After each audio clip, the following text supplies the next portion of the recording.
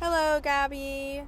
I just finished watching your video and I really enjoyed watching it. One of the things that stood out to me was that you talked about your favorite podcast being with your sister.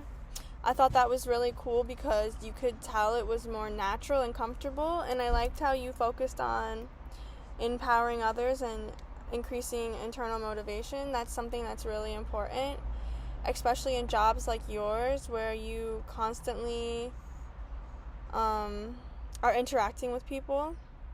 I also thought it was interesting how you and your sister both work in the restaurant industry as a server and a bartender, and how you talked about building relationships with regular customers. The fact that you remember their orders and their drinks really shows strong communication and people skills. It also connects a lot to leadership, like you mentioned, because even in those roles, you're still influencing people's experience and making them feel valued. Something I really related to was when you said the most surprising part of the podcast was how much you really enjoyed doing it and looked forward to it. I felt that way too, but at first I was a little nervous. But once I got more comfortable, I did enjoy talking to people and learning about their experiences. But, of course it was a little stressful and awkward at first. But yeah, it did start to become fun and interesting, and I got more comfortable with it. Yeah, it's interesting how something that seems so difficult at first can turn into something you actually start to enjoy.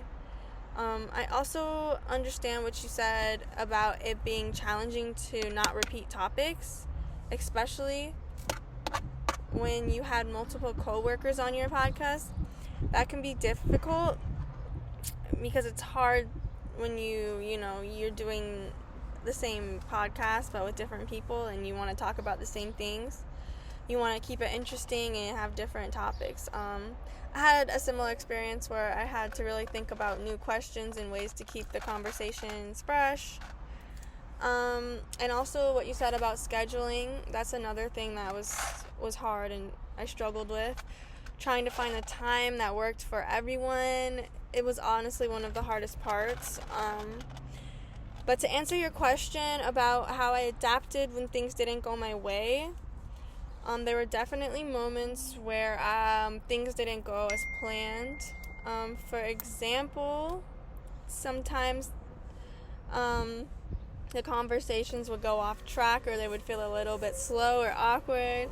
But when that happened, I would just try to improvise. I would use improv. I would try to switch the topic or ask a different question sometimes. Those kind of unexpected moments actually made the conversation feel more real and natural and relatable. Another thing I like that you mentioned was how you realized your job relates to leadership and communication. I think that's really important takeaway because it shows that leadership isn't just about being in charge. It's also about how you interact with people and how you solve problems and, create positive experiences for everybody. Overall, I think you did a great job reflecting on your experience. You were honest about the challenges like procrastination, scheduling, but you also showed how much you learned from it. It really sounds like this project helped you grow with communication, confidence, and even seeing your job in a different way. And I agree. I think that it really helped me grow too. Thank you.